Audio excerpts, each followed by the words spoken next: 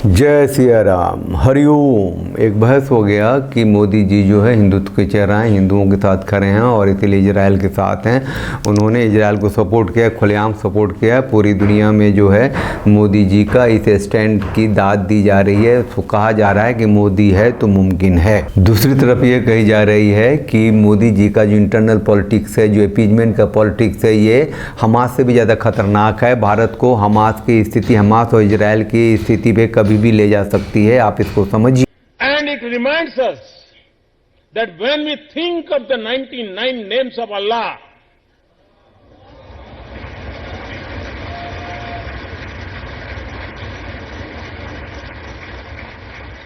none stand for force and violence.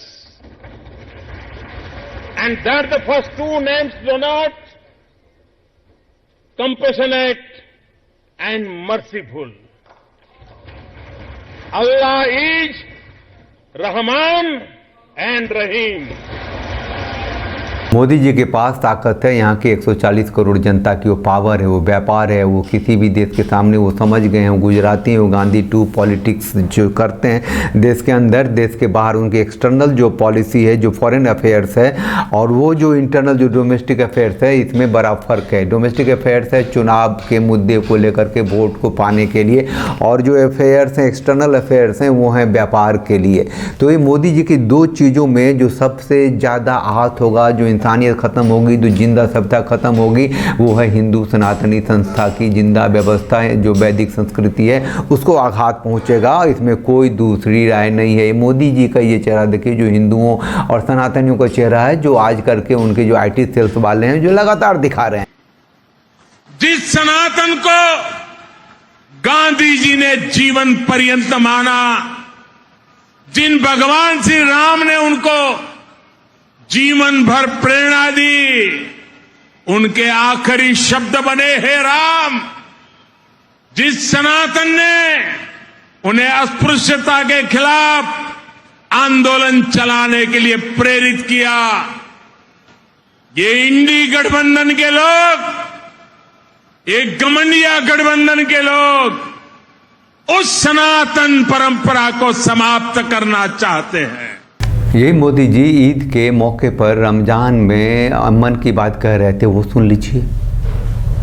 मेरे प्यारे देशवासियों, कुछ ही दिनों में रमजान का पवित्र महीना शुरू हो रहा है। विश्व भर में रमजान का महीना पूरी श्रद्धा और सम्मान से मनाया जाता है। रोजे का सामूहिक पहलू यह है कि जब इंसान खुद भूखा होता है तो उसको दूसरों की भूख का भी एहसास होता है। जब वो खुद प्यासा होता है तो दूसरों की प्यास का उसे एहसास होता है। पैगंबर मोहम्मद साहब की शिक्षा और उनके संदेश को याद करने का ये अवसर है। उनके जीवन से समानता और भाईचारे के मार्ग पर चलना, ये हमारी जिम्मेवारी बनती है। एक बार एक इंसान ने पैगंबर साहब से पूछा, इस्लाम में कौन सा कार्य सबसे अच्छा है? पैगंबर साहब ने कहा, किसी गरीब और जरूरतमंद को खिलाना और सभी से सद्भाव से मिलना, चाहे आप उन्हें जानते हो या न जानते हो। पैगंबर मोहम्मद साहब ज्ञान और करुणा में विश्वास रखते थे। उन्हें किसी बात का अहंकार नहीं था। वे कहते थे कि अहंकार ही ज्ञान को पराजित करता रहता है। यही मोदी जी कई मौक़ों पे कई तरीके से बोल चुके हैं। जो इस्लाम का विरोध करता है, जो हिंदू, वो हिंदू ही नहीं है। मोदी जी बोल चुके हैं कि इस्लाम आखिर है क्या, इस्लाम के प्रति उनकी आस्था कितनी है। मोदी जी बोल चुके हैं कि इनक्रेडिबल इंडिया जो है वो सिर्फ पत्थरों में नहीं है, मूर्तियों में नहीं है। कुल मिला के बात ये है, आप सुन लीजिए मोदी जी ने क्या क्या बोला है। मोदी जी इस्लाम की तारीफ़ ही नहीं करते हैं। मोदी जी इस्लाम की तारीफ़ करने के साथ साथ ये कह देते हैं कि जो हिंदू सनातनी व्यवस्था है, जो पूजा की व्यवस्था है, जो मूर्ति पूजा है, वो इनक्रेडिबल इंडिया तो हो ही नहीं सकता। वो 100% सनातनियों के विरोध में वहाँ खड़े होते हुए दिखाई देते हैं, जो पॉलिसी में भी दिखाई देते हैं। जो दूसरा टर्म ख़त्म होते होते फिर वो वापस से हिंदू का चेहरा तो ले आ रहे हैं, लेकिन मुस्लिम अपीजमेंट की पराकाष्ठा तक कर दी थी, जो कई तरीके से हम आपको बता चुके हैं। ये सुन लीजिए। आपके एक इंटरव्यू में मैंने सुना था कि भाई मोदी जी जो है वो हदीस पढ़ते हैं, वो कुरान आपने खुद उनको गिफ्ट दी थी और वो काफ़ी उसके ऊपर पढ़े थे। तो क्या आप मुझे ये बता रहे हो कि मोदी जी और राइट विंगर्स ये दो अलग अलग आइडेंटिटी है? देखिए, मोदी साहब और दूसरे पॉलिटिशियन में जो एक फर्क मैंने देखा कि वो ब्लैक एंड व्हाइट है, ग्रे नहीं है।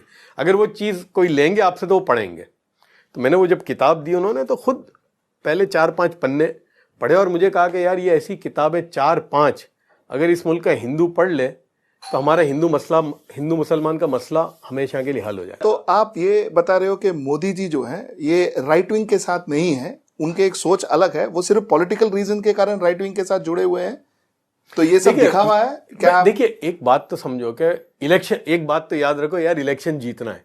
करेक्ट।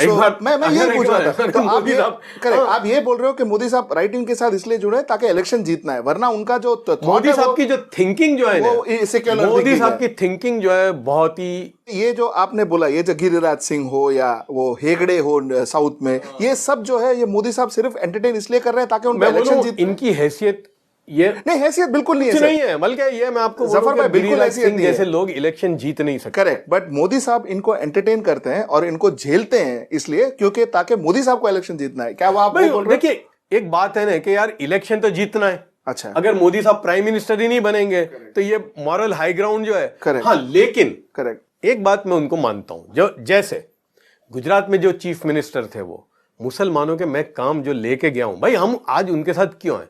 उन्होंने ऐसे काम करे मुसलमानों के जो कोई और चीफ मिनिस्टर हिंदुस्तान का नहीं कर सकता। और आप समझिए कि मोदी जी ने जो इजराइल का साथ दिया है ट्वीट करके वो जैसे ही बॉम्बार्डिंग हुई वहाँ के अस्पताल पे उन्होंने सोचने समझने की भी समय नहीं ली और कह दिया कि जिसने भी किया है, जैसे भी किया है, वो बहुत जघन्य कृत्य है। जबकि अगर वो थोड़ा सा टाइम ले लेते, उन्हें पता चल जाता कि हमास के आतंकियों का ही कृत्य है अपने ही लोगों के ऊपर बम बरसाना और हत्या करना, क्रूरतम हत्या करना और दुनिया का अटेंशन लेना, तो वो उनका ट्वीट किसी दूसरे तरीके से होता कि इतना खूंखार आतंकवादी संस्था के विरोध में पूरी धरती को उठ के खड़ा होना चाहिए, ऐसा तो उन्होंने नहीं कहा। और मैंने सुना है कि अब जो टीवी मीडिया है, अभी कंफर्म नहीं आया है कि अब वो फिलिस्तीन को भी एड भेजने वाले हैं। तो हरिओम, आज जो कुछ भी स्थिति है भारत के अंदर की बहुत ही खतरनाक हो सकती है, क्योंकि मोदी जी की जो पॉलिसी है, जो इंटरनल जो डोमेस्टिक पॉलिसी है, वो वोट पॉलिटिक्स है, जहां की अपीजमेंट को उन्होंने सीट्स पे लाके खड़ा कर दिया है। मुस्लिम तृप्तिकरण की बात मैं कर रहा हूँ, और ऐसा उन्होंने इसीलिए किया है कि हिंदुओं का वोट उनको मिलना ही मिलना है। वो जाएंगे तो जाएंगे कहाँ? उनके जो सेकेंड लाइन के नेता हैं जैसे हेमंत बिस्वा शर्मा है, वो खुल के कहते हैं भारत हिंदुओं का देश है और हिंदुओं का देश ही रहेगा। वो भी हिंदू चेहरा को लेकर के वो हिंदू वोट पॉलिटिक्स में जाते हैं। फिर मोदी जी जो हैं, योगी जी को खड़ा किया हुआ है, जो गाय भाई हमेशा कहते हैं कि सनातन धर्म ही जो है वो विश्व बंधुत्व का धर्म है और वहीं इसी में शांति है। और ऐसे जो उनके सेकेंड लाइन के नेता लोग हैं वो हिंदुत्व की बात करते हैं। मोदी जी भी गाय बागाए कर देते हैं चुनावी रैलियों में, लेकिन जो प्रैक्टिस है वो मुस्लिम तृप्तिकरण की है, जो प्रैक्टिस है वो संतुष्टिकरण की है, जो प्रैक्टिस है वो गांधी 2 की प्रैक्टिस है, जो प्रैक्टिस है इजराइल को ट्वीट करके सपोर्ट करने की है और जैसे ही मौका मिलता है फिलिस्तीनियों को सपोर्ट कर देने की है। जो लाइन लिया हुआ है कि हमास आतंकी संस्था है, हम उसके विरोध में हैं, हम फलस्तीन के विरोध में नहीं हैं। जाहिर है कि पॉलिटिक्स है मोदी जी का, भारत के अंदर वोट पॉलिटिक्स है और भारत के बाहर जो है बिजनेस पॉलिटिक्स है, फॉरेन अफेयर्स की पॉलिटिक्स है।